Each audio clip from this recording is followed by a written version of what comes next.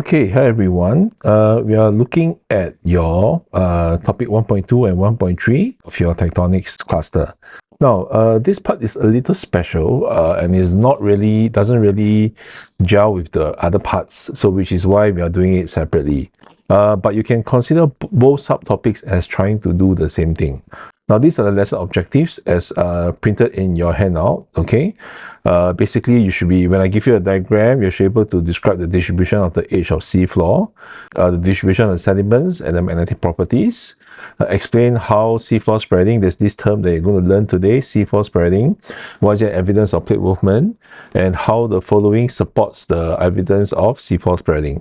So let me orientate you which part of the textbook we are looking at. We are looking at page 5, topic 1.2, seafloor spreading.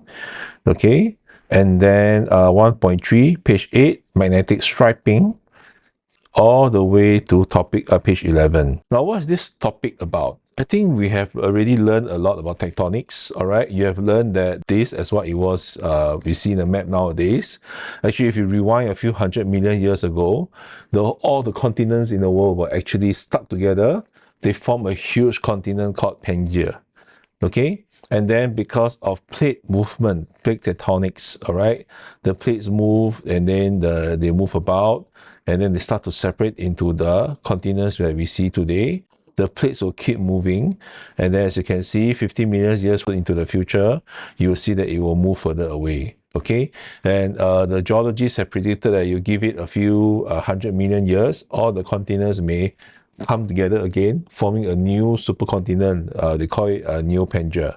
So we had the big Pangaea in the past, and then because of plate movement, all the continents start to move around, and then they separated into where they are today, forming the continents, the landforms, and the hazards that we have studied about.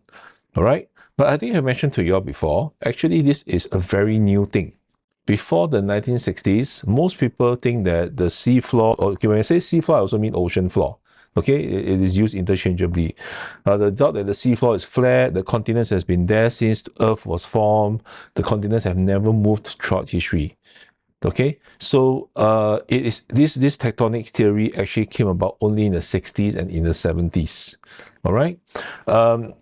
So what's plate tectonics theory, like what we've studied before? Okay, it is theory that it is the movement of the tectonic plates that led to all the hazards that we have learned so far: earthquakes, volcanic eruption, tsunamis, the landforms like volcanoes, like block mountains, foam mountains, and the position of continents. All these can be attributed to the movement of plates. Okay, so we have learned it as a theory. So what are we going to do in these two subtopics? We're looking at how did people know in the 60s and 70s, how did people realize that, hey, the plates have been moving all along. The continents were not in the same position. They have been moving all along. And how did they gather evidence since, moving so slowly? They're only moving a few centimeters a year. How could they tell? Okay, so this is what we're looking at. What are the evidence that people picked out, the scientists and geologists have picked out, that made them realize that, hey, the plates have been moving and it forms the foundation of what we've been learning so far about tectonics. So how it all started, all right? It started, just a bit of history for you. In the 1990s, we had to thank this German geologist. His name is Alfred Wegener. Wagner is known to love puzzles. So he looked at the coastlines of the continents and he thought, hey, don't the coastline of South America and the coastline of Africa, don't they look very similar? Don't they look like they match actually? Were they one big jigsaw puzzle that was stuck together? He proposed this radical idea that actually the continents moved. They were not at where they are today since Earth was formed. He had the theory that they were actually moving and they are probably still moving. As a geologist, he also gathered more evidence to suggest that this is a bit beyond your syllabus. He actually dug out fossils and found that there are common fossils in South America, Africa, and Antarctica, suggesting that they were once stuck together. So as a result, he proposed this idea that the continental drift theory, that the continents were not at the same place. But he was laughed at because he could never explain how the continents moved in the first place. So they just laugh at it and say, hey, how is it possible? Such huge land masses, how is it possible that they move? So unfortunately, before Wagner was able to find more evidence, he passed away. But what happened was that since the 1950s and 60s, because of the World War II, people have developed more technology to scan the seafloor. Okay, because they want to detect submarines, they want to understand what the ocean floor is like, so that when they build submarines, it's better suited for the ocean floor. Okay, so as they do more scans, this is where they start to find evidence that may have supported the idea that the continents have moved. Okay, so all this what we've been talking about is a bit beyond the syllabus, but it's to set the context and how you understand why we're learning this. We're learning how people came to the conclusion that plate tectonics exists. Okay, that plates are actually moving, and that is the reason why we have continents shifting, we have landforms, and we have all the tectonic hazards. Okay, now when you look at this topic, right, when you revise, of course, you can jump straight to the big picture. But as we learn this topic, you will realize there's some things I want to take note of. Firstly, you will see that a lot of evidence started out at Atlantic Ocean and Pacific Ocean. You don't need to know why, but just to let you know why, it is because, as I said, how this evidence came about was that they were studying the ocean floor to prepare themselves for war. And hence, it is centered around USA and also Europe. Okay, so most of the evidence started out from there, which helped them form the tectonics theory. So when we look at the evidence, right, whatever that supports this plate tectonics theory, we tend to start at Pacific Ocean and Atlantic Ocean first before you zoom out into the whole world. Okay, now secondly, you'll see that there's emphasis. We tend to start on divergent oceanic plate boundaries because this is where the evidence for tectonics theory started, and hence most of the evidence came from there first. Okay, so now that you are clearer of what we're studying, let's jump straight to it. All right, now the first evidence we're looking at is the age of seafloor. Okay, now what do we mean by age of seafloor? Well, like if you are 3 years old, it means that you were born 3 years ago. So seafloor being made from rocks, and these rocks are actually solidified magma. Okay, so magma comes out, I think you'll learn from mid-oceanic ridge, magma will come out from the asthenosphere and then they will solidify to form the oceanic crust. Okay, so when it was just formed, it is only 0 years old. And if you let it become older and older, if it's formed 1 million years ago, that means currently the rock is 1 million years old. So this is what I mean by age of seafloor. Okay, how many years ago was it formed? All right. Now, if there was no plate movement, if the Earth was formed at the same time, that means the whole ocean, the whole seafloor, and the continents will be of the same age. Okay, but when they scan the ocean floor, they realize that hey, they're not the same age. Okay, so let's just take the Atlantic Ocean first. So the North American plate, South American plate, African plate. Okay, I know your handout is black and white. You can download the colored version. Okay, but you can also see from my screen. You can see that the age of the seafloor is not the same. All right, and then the younger ones are in red and the older ones are in purple. So you can see that the younger ones are at the plate boundary, closer to the plate boundary, and the older ones tend to be away from the plate boundary. So it is as if when this is the youngest one, this is the newest form one, and then as you move further away from the plate boundary, it gets older and older and older, and that means this will form much older, okay, probably about 140 million to 160 million years old, and then this part, the North American plate, purple, is probably 220 million years old. You see that the newer seafloor tends to be found at the plate boundary, and the older seafloor seems to be further away. So what does this suggest? Okay, this suggests that they're all not formed at the same time. Okay, that means the newer ones are probably formed at over here, and then it gets pushed further away, and it gets older and older. And then the fact that continents are actually about 3 billion years old. So it really suggests that they're all not formed at the same time as the seafloor, because the older seafloor is probably only about 200 or 300 million years old. You also can see that it's symmetrical, all right? On both sides of the plate boundary is about the same pattern, same distance, okay, about the same age, okay? So it suggests that they're not all formed at the same time. And if you were to rewind these, they were probably together. Okay, so what do I mean by that? Let's take a look at some of the animation over here. All right, so you can imagine that this was probably like, you know, don't know how many million years ago. Okay, you can imagine that it is South America and Africa. Okay, probably they were joined together in the past. So as they diverge, the magma from the melted rocks in the asthenosphere will rise up, right? So as it rise up, it will cool, it will solidify, and it will form your seafloor. Okay? And then as the years go by, water accumulate, it will probably form an ocean. Okay, but to simplify the image, because you don't want to see so many colors, let me just draw the sea level in dotted lines like this. Okay, so what happens? So you form your first ocean seafloor, and then we give it some more time, diverge, magma come out again to fill the gap, and then the magma will solidify, form your seafloor. So your seafloor gets bigger now. Your ocean gets bigger now. Okay, so I'll just add, before I move, let me just add dotted lines to indicate which was formed first and which was formed next. But of course, in actual real life, you don't see the dotted lines. I'm just marking it out for you. Okay, and then as it diverge, magma come out again, solidify, form the new sea floor. Okay, again, I draw the dotted line to show. So this is how over the millions of years, the continents separate, and then the sea floor gets bigger and bigger, and the ocean expands further. So it started from close together, separate all the way, become bigger, and you give it more and more millions of years, it will form the ocean that we see today. So this whole oceanic crust is not formed at the same time, so they are at different ages. Okay, so this is an animation that they do. So they rewind back to the time where this is North America, this is Europe, this is South America, and this is Africa. Okay, so the age of the sea floor, you can see from red color is the youngest, purple is the oldest. Okay, so how does it change? Let's take a look. Okay, so as you can see, as North America start to diverge, all right, you see that the new seafloor is formed red color.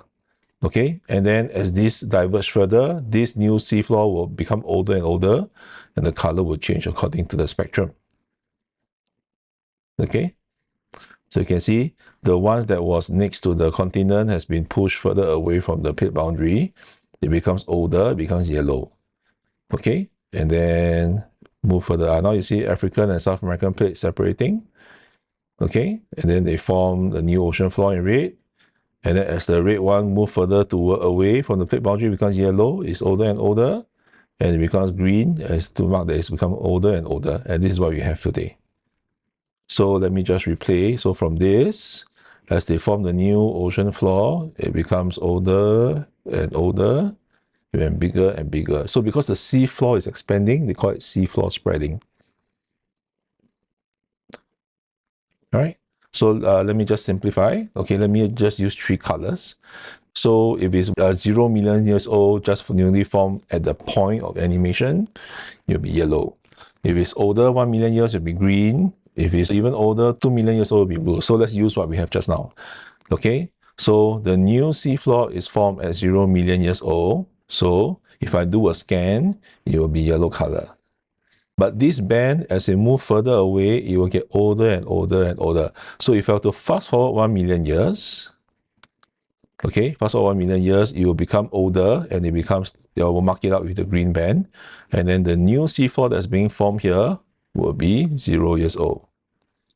And then as we fast forward another million year, the green band from 1 million will become 2 million years old.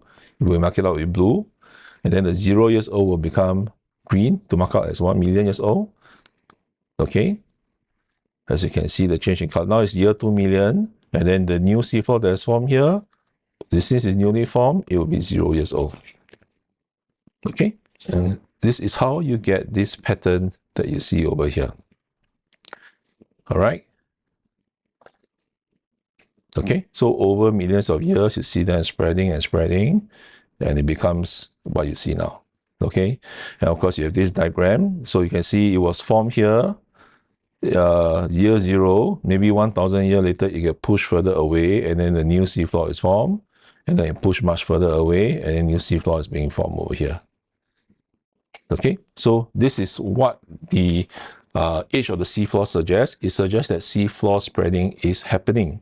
So what do we mean by that? So in order to explain why the age of seafloor is distributed like this, we can only explain it using seafloor spreading. That means the seafloor is continuously being created and enlarged. Okay, so what's happening at the divergent plate boundary? You create new seafloor, all right? And as you diverge further, the older seafloor get pushed away, and then the newer seafloor will be formed over here. Okay, and then as the years go by, as the process is repeated, the old seafloor from here will get pushed further and further and further away as the new seafloor is being formed. So this is how the age of seafloor suggests that there is seafloor spreading, and hence suggests that there is tectonic theory. Because in order for this to happen, the Earth's surface must be broken into plates, and it must be moving for new seafloor to be created. Okay. So now, of course, the question will be, if it's always new seafloor being created, then wouldn't the lithosphere get bigger and bigger since we have more and more new seafloor? Well, they're not wrong, but they also found that on the other side, the age of the seafloor on the continent is not as old as the age of the seafloor on the eastern side of the continent.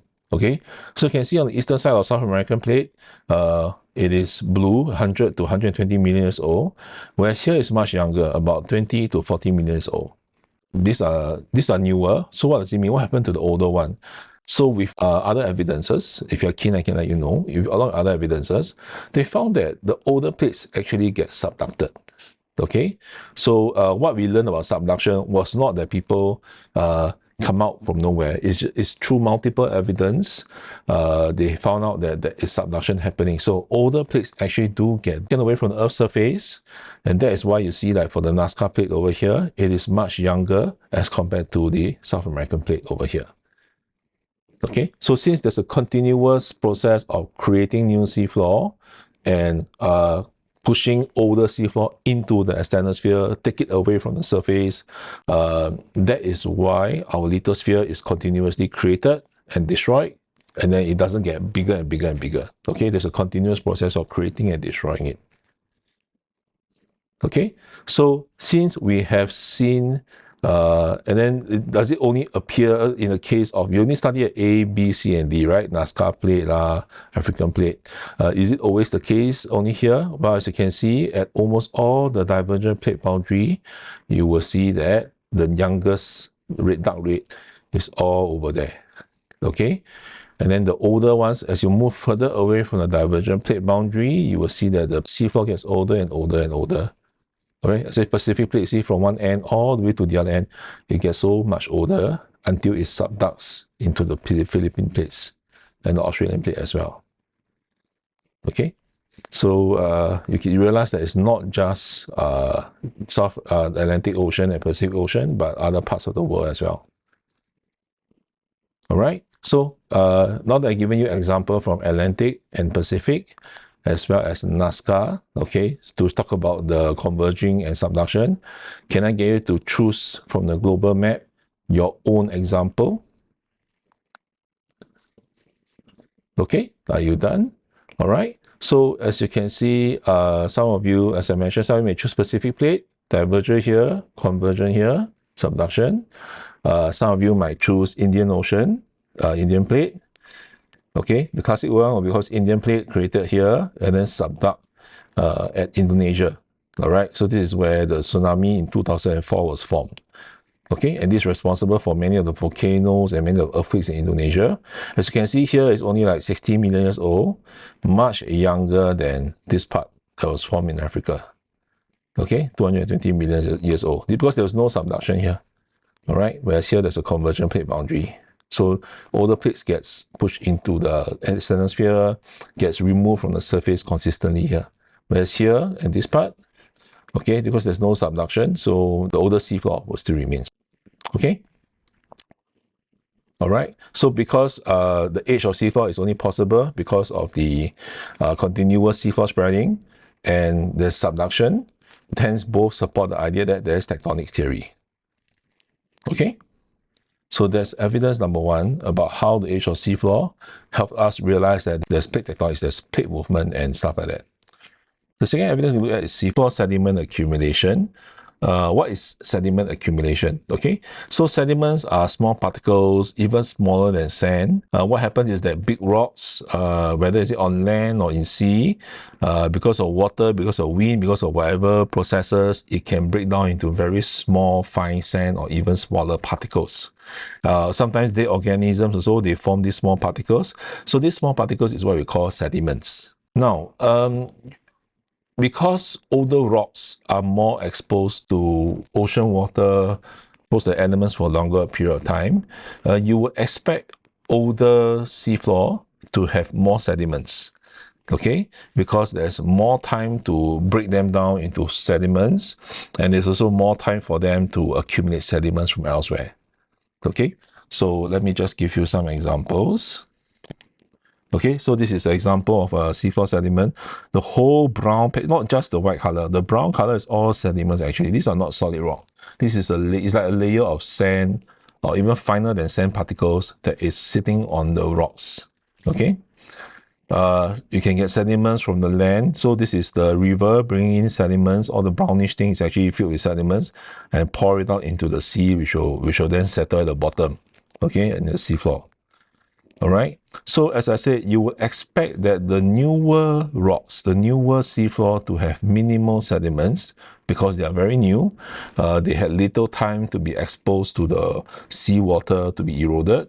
Okay, and whereas the older rocks that we have learned since they're further away from oceanic ridge, these are older, right? The older ones should have more sediments because there's more time to erode them. There's more time for it to receive sediments from elsewhere and accumulate there. So to find more evidence to back our point, right? If the age of seafloor is really different, then we should also see that the sediment layers are different, all right? If it's all formed at the same time, then we should expect a similarly thick layer of sediments, okay? Because if they're all formed at the same time, they have the same amount of time to be eroded. So is that the case? So when they scan the ocean floor for sediments, this is what they see. You can see that portion of it in your handout. Okay. Okay, so where are the thinner sediments then? All right. So this is the age that you have seen really. This is the right side, this is the thickness. So where's the thinner sediments? Thinner sediments, as you can see, they are usually at the plate boundary, or divergent plate boundary, isn't it? Okay, they're like close to 0 meters. So the thinness is at the divergent plate boundary.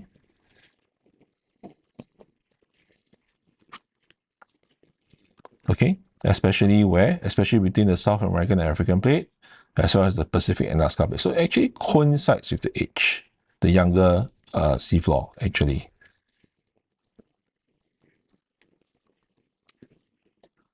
How about the thickest? Where do you think it is? I'll give you time to think and contribute. Okay, decided already. Yeah, as you can see, the thickest are at the eastern coast of South American continent, as well as the western coast of African continent, which coincides with the older seafloor in the diagram on the left. Okay, so as you can see, this is the thinness at the divergent plate boundary. As you move further away, it gets thicker and thicker. The color change to light blue, which shows it's thicker, and then to green, which shows that it's thicker, all the way to yellow and red, which is the thickest. Okay, so it's very similar to here, where it is the youngest at the plate boundary, and it gets older and older towards the continent. Okay, so actually the same. All right. Okay, so does it match the age of the seafloor? So since it's the thinnest, does it match here the youngest? Actually, it does. Yes, right? That we mentioned it a few times. And likewise, if it's oldest, it is the thickest. Do they match? Yes, they do actually match. Okay. Then of course, age of seafloor is not the same. What do I mean by that? Well, as you can see, we talk about subduction here, right? So subduction would continuously allow the older seafloor to be pushed under the surface of the earth. And you can see, so if it's younger, that means there should be lesser sediments than here. Okay, here there's no subduction, so the seafloor gets older and older. It doesn't go under the surface, it doesn't go into the stratosphere. But here there's subduction. So since there's subduction, the older seafloor gets removed. So that means we should also see the same pattern in terms of sediments. More sediments here where there's no subduction, less sediments here because it's younger, and there's subduction to push the sediments under the surface of the earth. And yep, we see that as well. Okay, that the subduction zone, there is a lot less sediments as compared to this part where there's no subduction. Okay, so yes, it also match.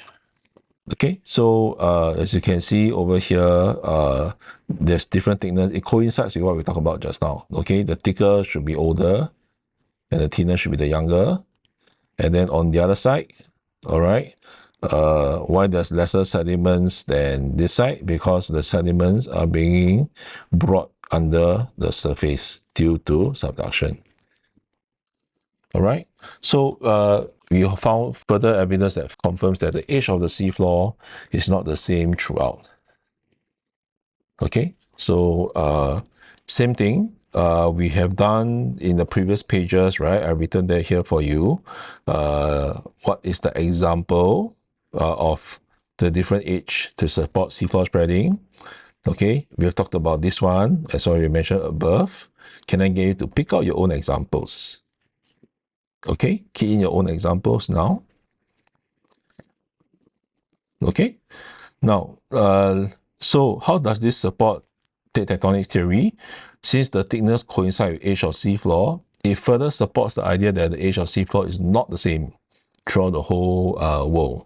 Okay, it further supports that the seafloor is created at different times and there is seafloor spreading. All right. And also the lack of sediments at subduction zones, at places where subduction is likely to happen, further confirms that there is a mechanism to remove all the seafloor, which is known as subduction. All right. So with subduction and seafloor spreading, both completes the theory of plate tectonics. Okay. So this is a bigger map for you if you can't see from the smaller one.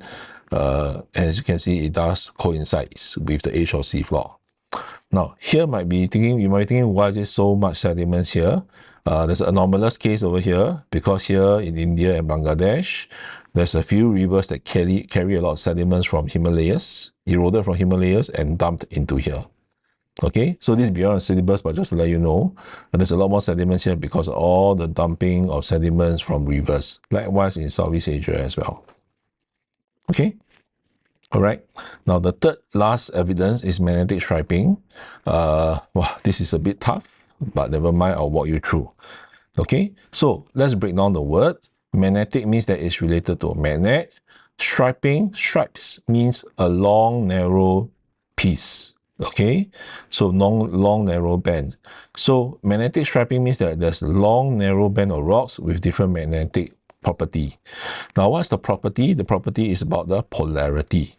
Okay, when we say a magnet or a rock has polarity, it means that there's a south magnetic pole and north magnetic pole. Okay, so just like when in your like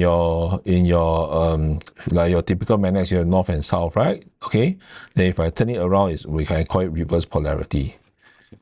Okay, so what's this magnetic striping about? So when they scan the magnetic property, they realized that, hey, the magnetic property of the rocks are different.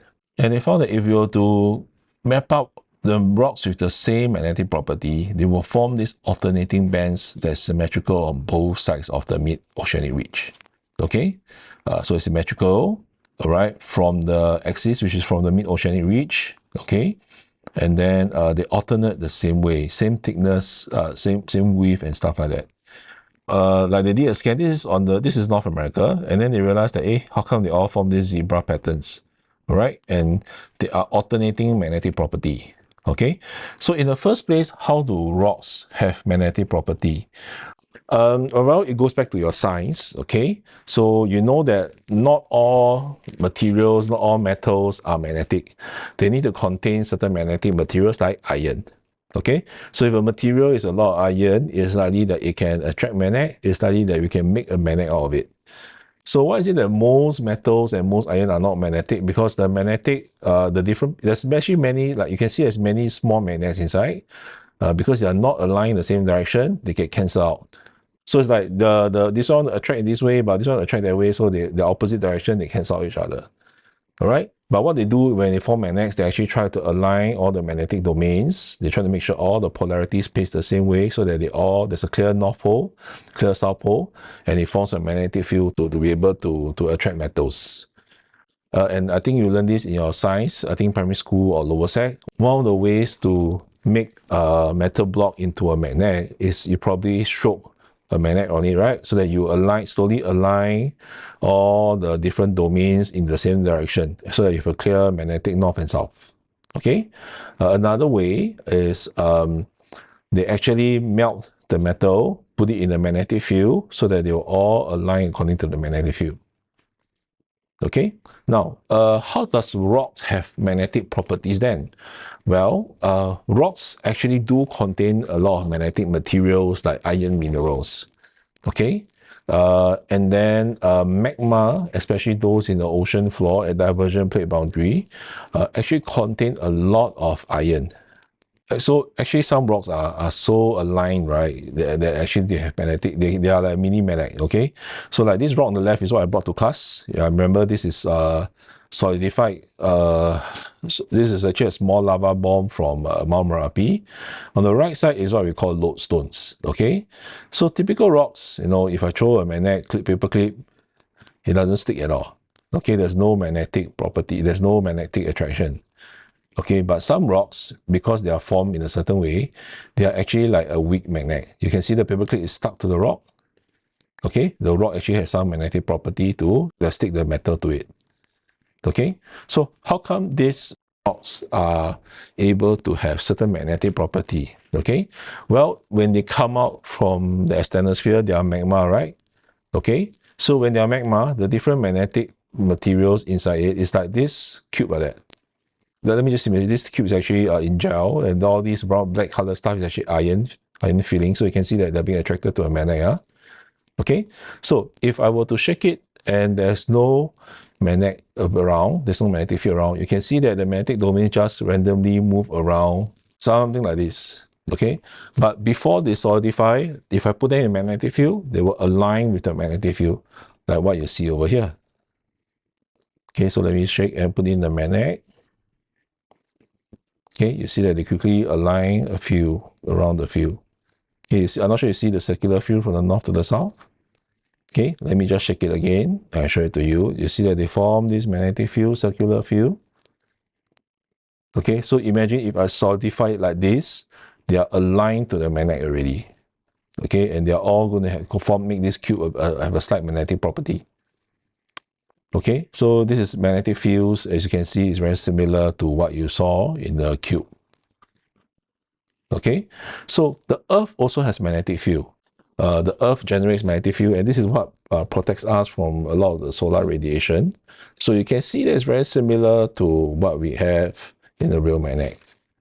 All right, so what happens is that if you zoom in, these are actually like straight lines. If you zoom in further in human size. So if you have compasses, what happens is that the compass, because of the magnetic field, will orientate and align to the magnetic field. Okay, so you can imagine all this small little magnetic domain. They will also, when they are in lava state, when they are molten state, they can move around. They will also adjust and tilt themselves, align themselves to the Earth's magnetic field, and as a result, they will form like a magnet. Okay, so how does that record magnetic properties on the Earth, on the rocks, on the seafloor? Okay, so let's use the same diagram. So right now, let's say for example, north is here, south is at the bottom.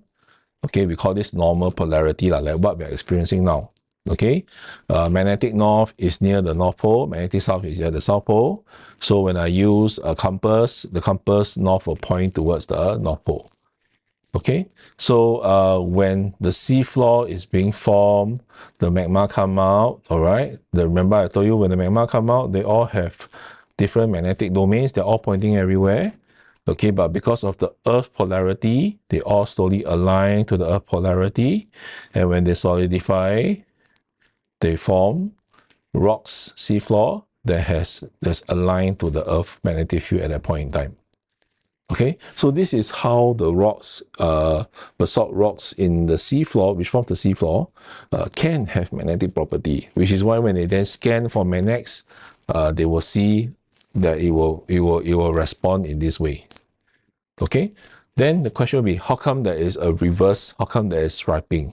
All right, how come there's this zebra pattern? So I can explain how they form the black color ones, but how come it is striping? How come it's alternating?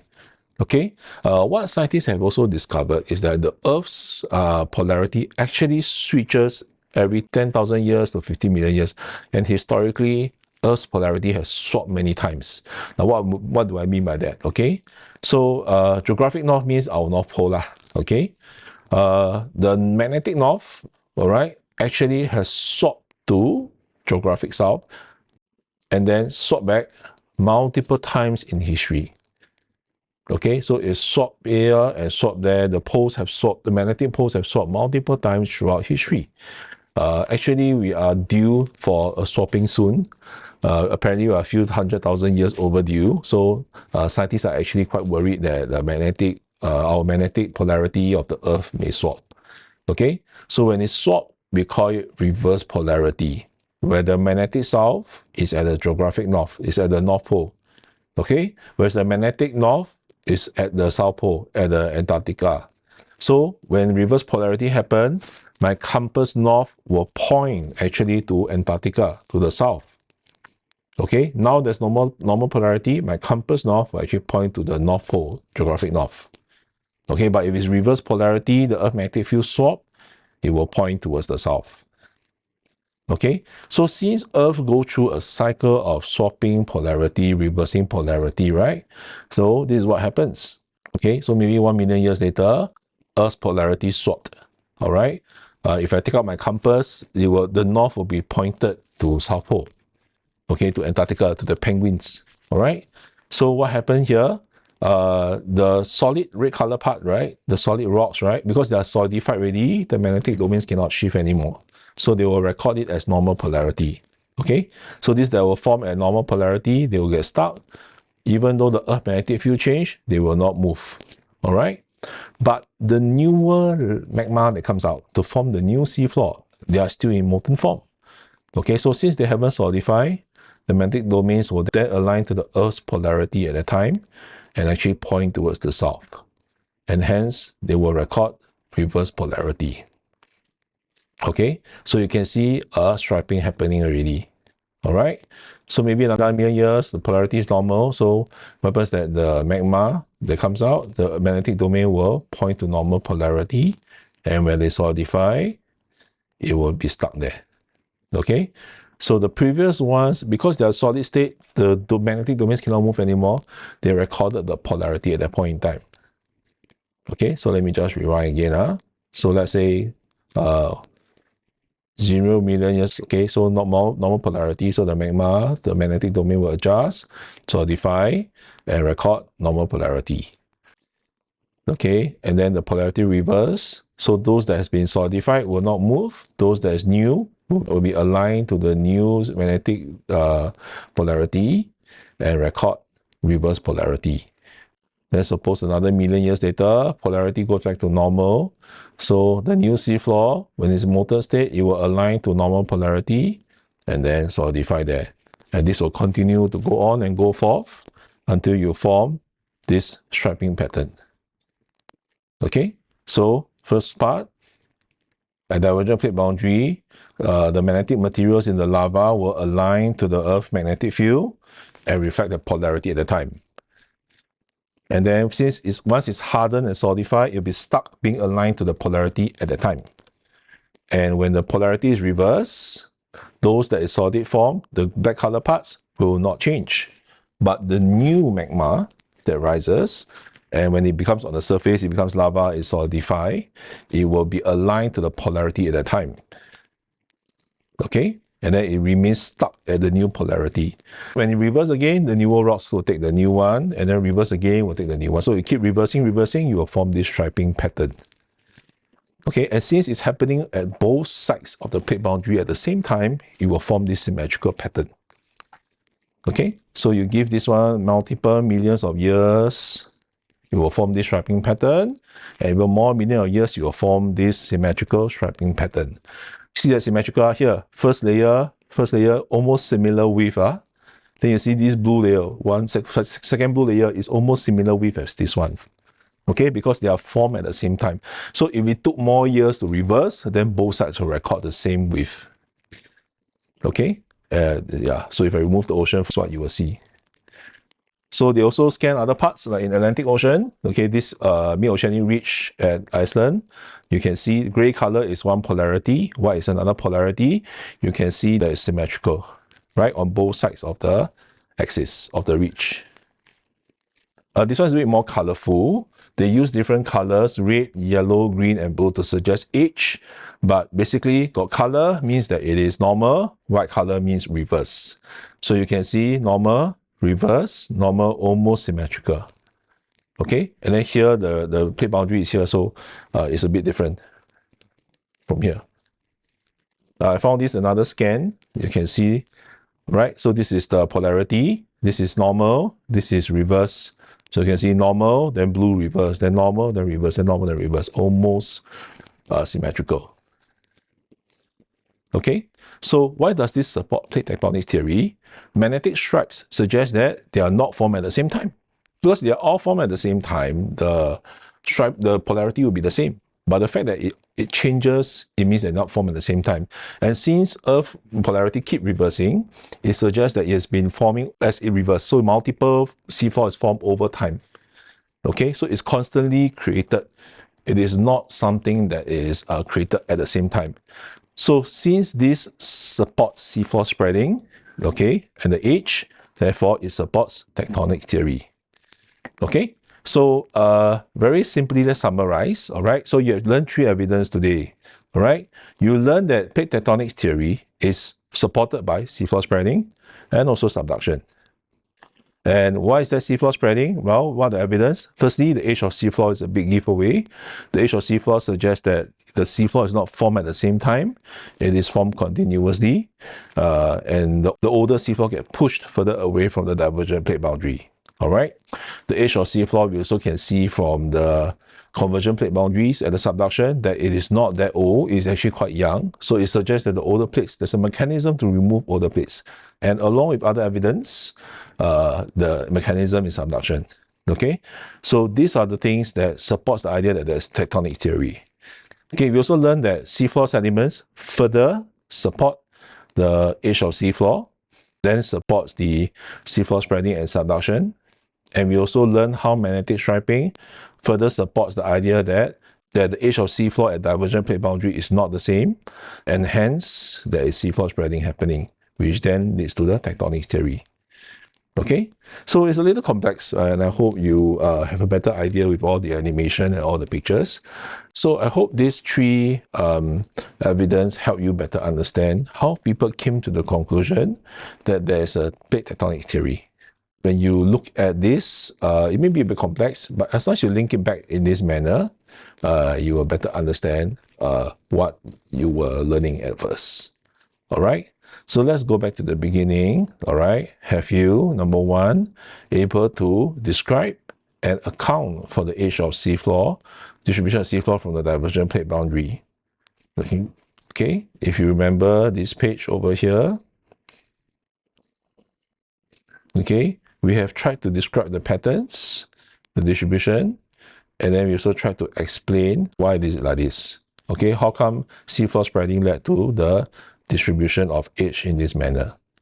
We also went on to talk about the seafloor sediments distribution and explain how does it reflect, why does the age of seafloor lead to such difference in thickness of sediments.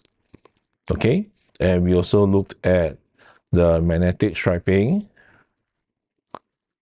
right? So we have learned how in a ocean, what's the distribution of the magnetic properties.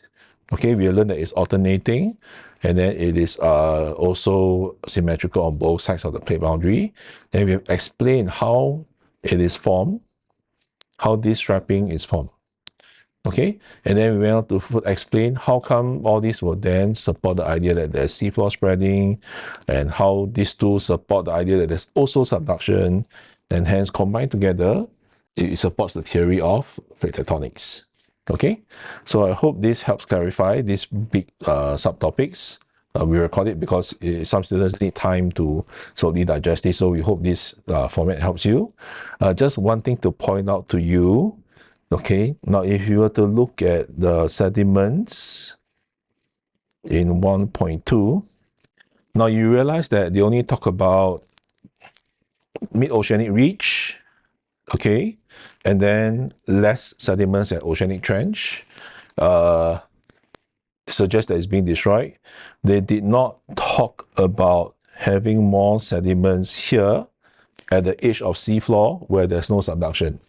Okay, it's not mentioned in your syllabus, it's not mentioned in textbook, but we put it in to help you better understand the whole picture. Okay, we hope this helps, and we will see you